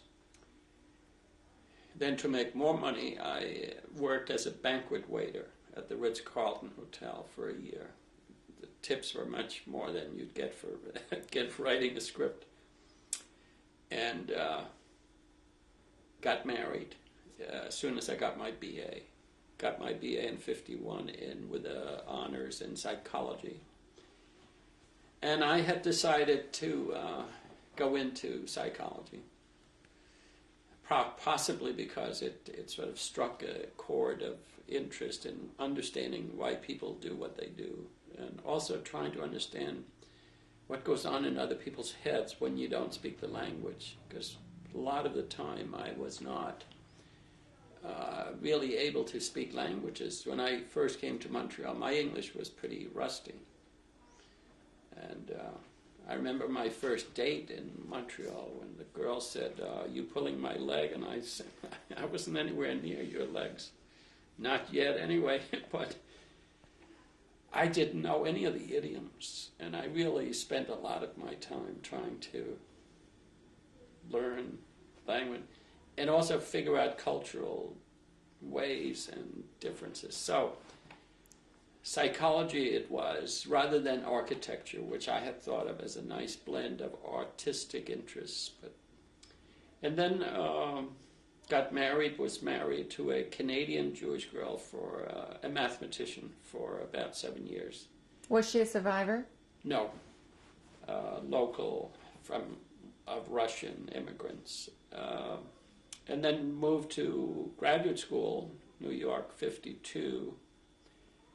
Got my PhD in 58 and became a clinical psychologist, was appointed to the faculty and rose up through the ranks to become a full professor, I think, in 1972, primarily involved in research in the area of stress and personality, individual differences, all informed, I think, by my experience as a displaced type person.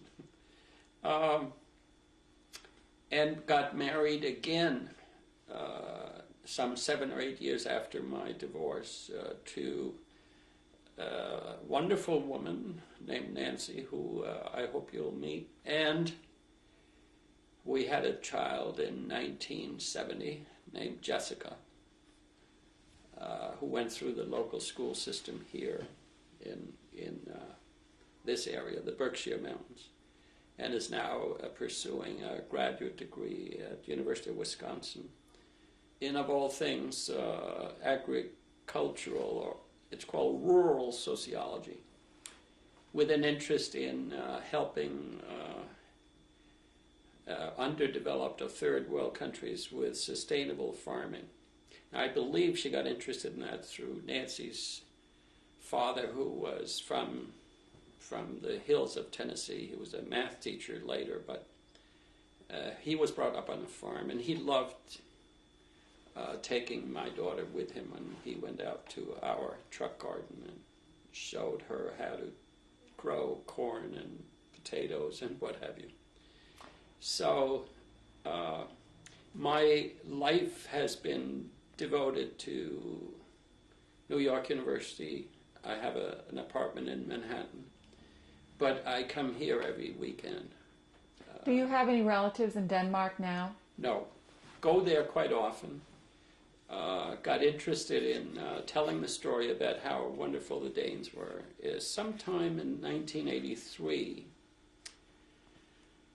it just came about through sheer accident. I happened to be pressed into service to tell the story by Sister Carol Rittner, who was Elie Wiesel's right-hand helper when he was in charge of the Holocaust Council in Washington.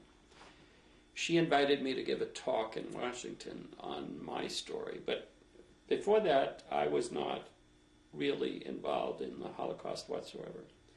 But once I opened up and talked about it, though my story is obviously not that traumatic or dramatic, and I feel terribly fortunate that my experience was so positive in a way as compared to so many others, that may be one of the reasons I have always hesitated. But she thought it was important to tell the whole story, even especially the story of the righteous Gentiles, the people that did not simply turn their back and were not the innocent bystanders, but they felt a certain moral obligation to help when and if they could. So that's been my goal, to tell that story. And it led to appointments as advisor to the Holocaust Museum Development Committee, and I helped them secure the rescue boat that you'll see at the museum. And I also helped in the boat that will be having its big dedication ceremony May the 5th in New York at Battery Park. The Jewish Heritage Museum is having a big opening featuring the Danish boat. The boat on which Niels Bohr presumably was rescued. And I got involved in various smaller organizations. One was the Braun Center for International Holocaust Studies, sponsored by the ADL, Anti-Defamation League, and the Foundation for Righteous Christians, and two real small groups. One is called Thanks to Scandinavia, of which Victor Borg is the president, and I was on that board for a couple of years, helping to plan the 50th anniversary events. This was 1993. And another group called Tribute to the Danes, where I was involved for about 9 years. And I have done a lot of educational speaking on behalf of various groups, schools, colleges, and Holocaust resource centers. Why do you think it's important to speak about your experience today and in other forums? Yeah, well, I think that my story obviously needs a little qualification because it isn't all that terrible, but I think it is important because it's a good way to connect to American kids because they can easily put themselves in my place, because it did not involve an environment that was so different. I mean, I wasn't in a ghetto. I didn't wear a Jewish star. I could have been just some kid in Great Barrington, where this happened to, or in New York City. And it's a good way, I think, to begin to identify yourself with somebody who survived, and then think, what would I have done?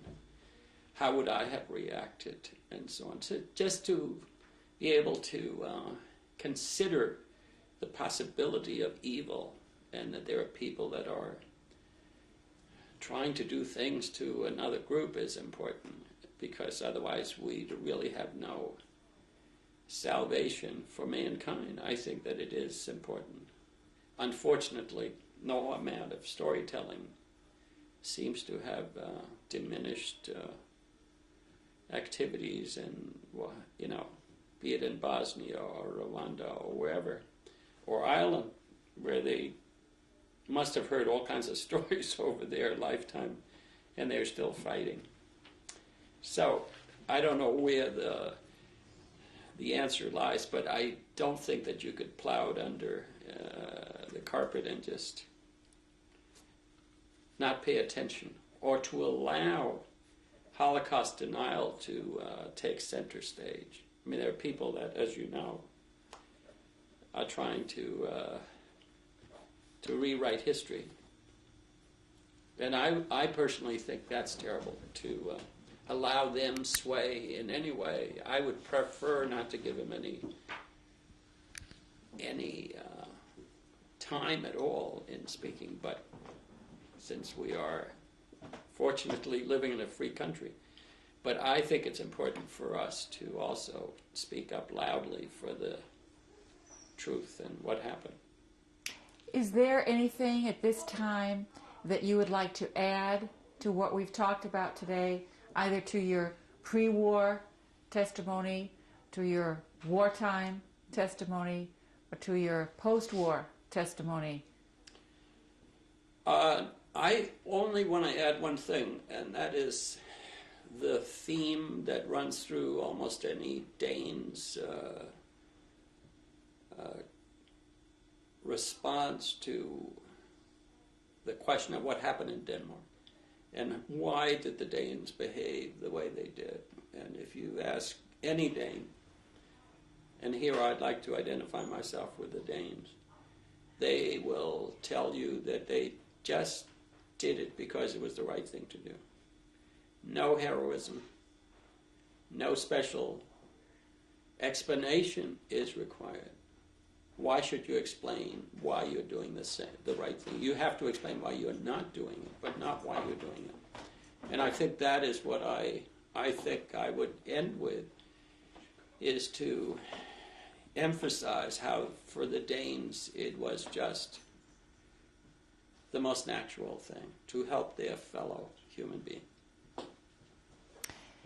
Dr. Goldberger, this concludes our taped interview. Thank you very much. You're very welcome. Would your wife, Take this wrong. Dr. Goldberger, you are joined now by your wife. Would you introduce her, please? Yes, it gives me great pleasure to introduce Nancy Rule Goldberger, who has been my wife since 1970. And we have a wonderful daughter, Jessica, who unfortunately cannot be here. She's away. But would you like to say something? Well, I wish I had heard what you said. I have heard Leo's story many times, however, and I'm moved every time I hear it, so I probably would have started to cry. I'm very proud of him. Proud of what? Proud of you. Because? Because of your sort of embracing the story of the Danish rescue and making it known to other people. And I always like to listen to you, Okay. even though the story is now very familiar to me. And I also am very pleased to be a part of the story now. Dr. Goldberger, is there Yes. anything you'd like to add as a final statement here? I just want to say that I have always been very delighted by the interest that Nancy has had, and my daughter, our daughter too. In fact, if I remember correctly, Jessica was one of the reasons why I started telling the story. She was, I think, in her 8th grade when she did a social science project on this topic. And I realized then that I hadn't really told her very much. And I know she's very proud of you, too. Yep, that's great. Thank you, You're Dr. very Leo welcome. Goldberger and Dr. Nancy Goldberger. Thank you. Take this wrong. Dr. Goldberger, who is this picture of? This is my father's father, Emanuel Goldberger, who was what I think of as the head of the whole clan. He was a cantor. And Yeah. where was this picture taken? It was probably taken in Bratislava. He was a cantoneer in Slovakia. And he died when my dad was 9, And about what year would this picture have been taken? probably around 1909, 1908. How did you get this photo? It was, the big version of it was in my parents' bedroom. And he was very devoted to the memory of his father. Thank you. Dr. Goldberger, who are these people? These are 3 generations of cantors, but on my mother's side, my father is at the back row in the middle. His father-in-law, that is my mother's father, is right below him. And below him is old man Klein, who was my grandmother's father. And they're all cantors. About what year would this photo have been taken? This probably would have been in the mid-20s. And where? Probably in Senica, which was about 12, 15 kilometers from Bratislava. Would you tell me, please, in the back row, which person is the relation? My father is in the back row with a bowler hat.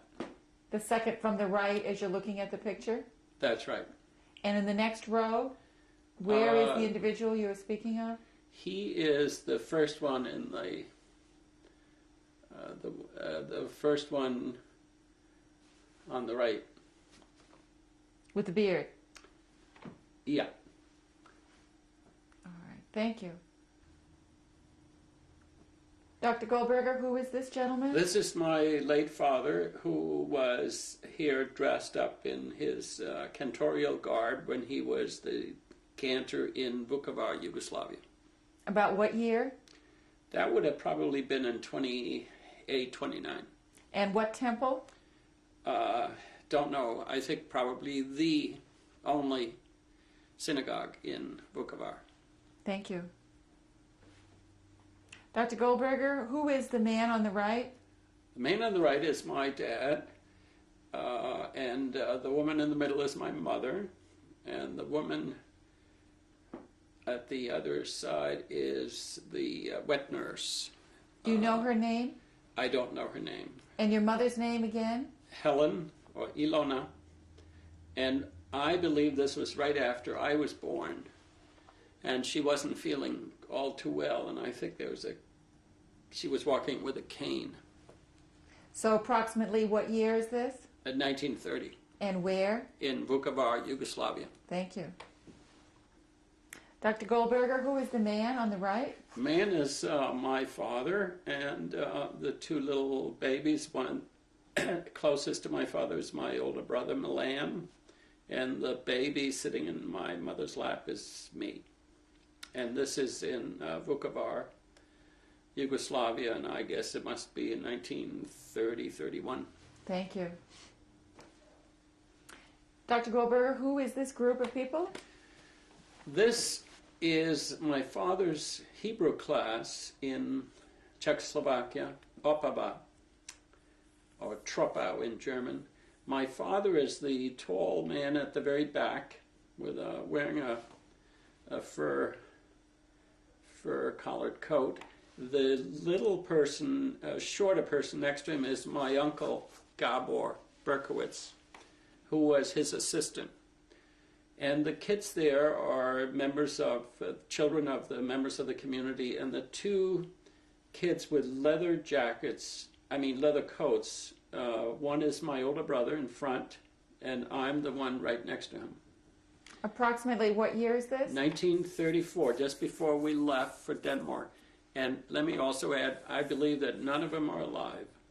They all were perished in the war. And this picture was taken in front of where? Of the synagogue where my father was the cantor, and also the Hebrew teacher. And the name of the synagogue? Don't know. Thank you. And who are these people? My brother Milan to the right and me to the left, just around the same time in Troppau, Opava, just before we left. Approximately the year? 34. Thank you. Who is in this portrait? We have now arrived in Denmark, and this is the family. Father on the right, then comes myself, then my younger brother Gus, who had been born a couple of years earlier, my mother, and Milan, the oldest. Thank you. Who are these people? This is in one of the early classes in the Danish Jewish School in Copenhagen. The very handsome man to the extreme left is the principal, who did not like us taking his pairs. His name is Harry Piehler, P-I-H-L-E-R, and he was known by generation of kids as their headmaster. I'm sitting, I'm standing right below him at the extreme left in the front row. And the woman? She was, her name was Rasmussen also, and she was the math teacher and was a very sweet lady, very dedicated to trying to convert us, as I remember. She thought this was an important thing for a Christian to do. Convert you to? To save us, let me put it that way. And she was trying to convert you to? To Christianity, I imagine, although she did it in a low key, because I think that was considered a negative thing to do. And approximately what year? This might have been in 36. Thank you. Who is this person? This is me in Denmark during the summer, near the time when we escaped to Sweden. About what year is this? Must be in 43, or it may be just after. Could be in 45. Thank you. Who is in this family portrait? This was during the war in our apartment in Copenhagen, and on the extreme right is Eric, the youngest, then my mother, then myself, then Milan, older brother, my father, and Gus. Approximately the year? That probably is 43. Thank you. Goldberger. The interviewer is Donna Kenny. We are in Housatonic, Mass, USA, and the language is English. Dr. Goldberger, who is this a picture of? This is me in my room. This was the room in which I was at when the Germans were banging right next door in the hallway. I'm sitting there in my chair that I used to love to sit in and read. And what city is this in? That's in Copenhagen, in the third apartment I had mentioned, Hausagat, And the year about? 1943. Thank you. And this is a picture of? This is a picture of the actual apartment building. It's no longer there, but it was the one, Hausagat number 13. We were on the third floor. The Germans would be they would be right below at the entrance. There was a huge door there that's usually locked, and this is where they would come up. And in the back of this building, there was the courtyard through which we escaped. Thank you. And this group? This is my patrol in Gothenburg. I've already escaped at this point, and you'll see me as the first person on the right. And the various boys there are members of my patrol, all of whom are either Danish Jewish refugees or they're sons of resistance fighters. The year? This is in 1944, and it's in Gothenburg, Sweden. Thank you. And this picture? This is also myself on one of our outings, my troop. And I'm in Boy Scout uniform in Sweden. The year? Probably 1944 or early 45. Thank you. This is a picture of? This is a picture of the re-invocation of the great synagogue in Copenhagen, Denmark. After the war, this is June the 22nd, 1945. And you see the Torah being held by the chief rabbi, Dr. Friediger, Max Friediger, who had come back from Theresienstadt. And the man next to him? Is my father, who was officiating as the cantor. The year? June 22nd, 1945. Thank you. This is a picture of? This is a picture of my dad at the time when he arrived in Montreal, When was Canada. This picture probably goes back to 1948. And what synagogue was he assigned to? The Adath Israel in Montreal. Thank you. And this picture? This is a picture of my brothers. I'm on the right, then Eric, then Milan, and then Gus. When? This must be in the 50s in Montreal. Thank you. And this picture? This is my maternal grandparents who had survived in this little village farm area in Czechoslovakia near Senica. They were hidden by some very kind farmers throughout the war with all their children. That's how they survived. And this is my grandfather Bernat Berkowitz and his wife, my grandmother Regina. And they announced after we brought them to Montreal that they wanted to go and die in Israel. So this is around the time they had just arrived in Israel. And what year? This would be in the late 50s. Thank you.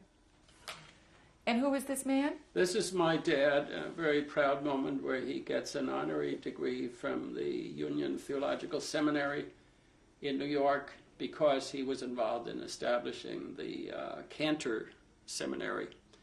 And just out of interest, you might know that this was also the same convocation where Martin Luther King got his honorary degree. And what year is this?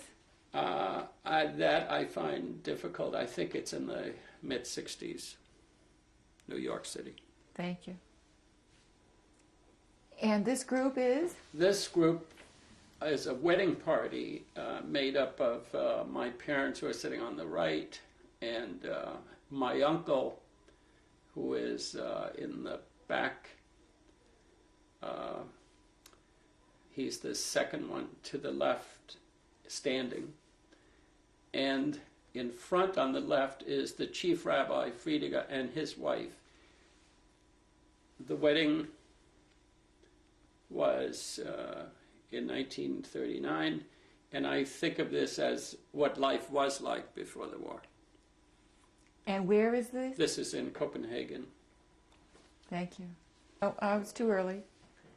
Who are these people? This is my father and myself. I was 10, and this is the entrance to the first bomb shelter that's being built Where? in Copenhagen, When?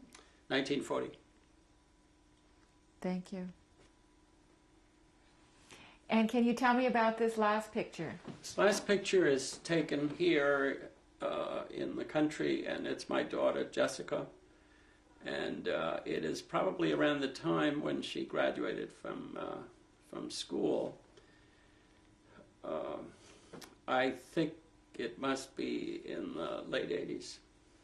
And when you say here, can you identify the Yes, town? this is Housatonic, Massachusetts, in the heart of what's called the Cultural Berkshires. We're right next to Tanglewood, And 5 miles from here. And the largest town, has about 27,000 people in the summertime, is Great Barrington. And of course, the man in the hat is? Is myself, yes. And let me also say that her best friend was Norman Rockwell's granddaughter, Daisy Rockwell. They grew up together here. Thank you.